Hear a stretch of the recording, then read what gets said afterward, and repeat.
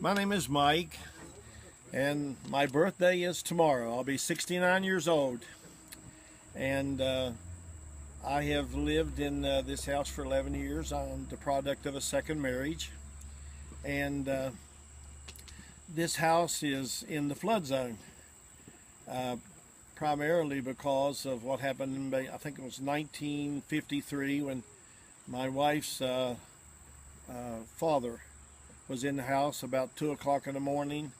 There was a different bridge at the time, and it started raining hard, and the bridge got stopped up. It backed up and filled this whole field 2 o'clock in the morning, and a car horn started blowing outside. The water was coming up in it and shorted it out. So Reva, that's my wife, her father, opened the door 2 o'clock in the morning and woke him up, and he was swept out.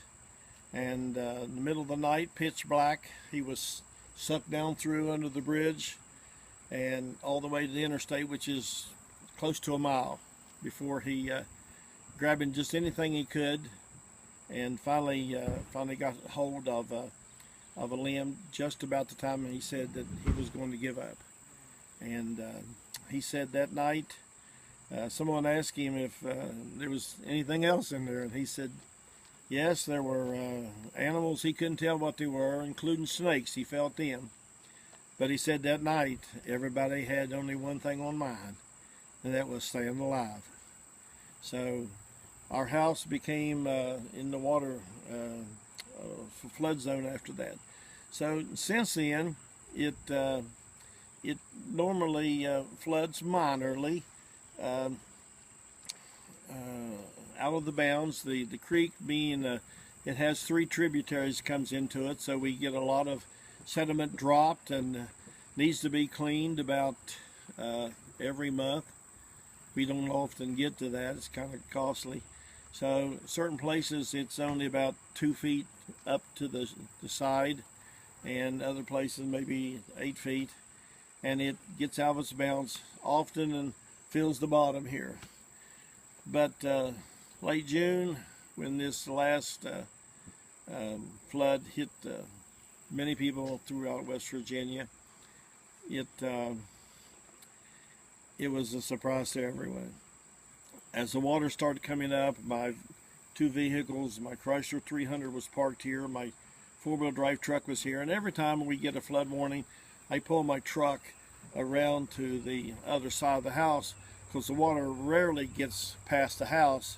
It's a little higher elevation, and we just dart up through there to safety. So I pulled my truck around there, and we just kept watching the water, and it just kept getting higher and higher. And I kept talking to the Lord, because I trust the Lord with all my heart, and He knows that, and I never did get afraid, but I was beginning to just question that is when it's going to stop, And I was sitting on the front porch whenever the water came right through between the buildings here, which it had never done, and I noticed my Chrysler just started floating down. I watched it zip like it's sucked up by a vacuum cleaner under the bridge. It floated about a half a mile down in the creek. I had moved my truck around over there, and it rose so fast that we didn't have time to get out to it. My brother-in-law came down. He waded down about just almost to his waist, but by the time he got here, he had to get up on my hood of my truck, and then up on the top of the truck, holding on to the insulated power lines coming into the house. And it was at the top of the steps. And I had a water hose that I'd watered things on the porch, and it was still hooked up, and he took it, and as it receded down a little bit, and he started over to the road. There was a man, Timmy Brown, he lives up the road. He came down and parked his Jeep across the road, and pulled out his winch, and they tried to meet, bringing the winch coming to Tim, so we'd have a lifeline to the road that we could get people out, because it was higher over here, lesser over there, and it was just kind of rolling over there, but they couldn't get there.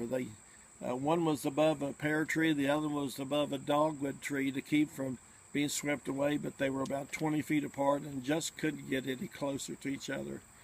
So what we needed more than anything was a boat.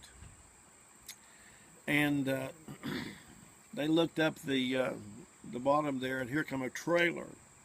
Just a trailer floated down, and on the back of the trailer was a boat.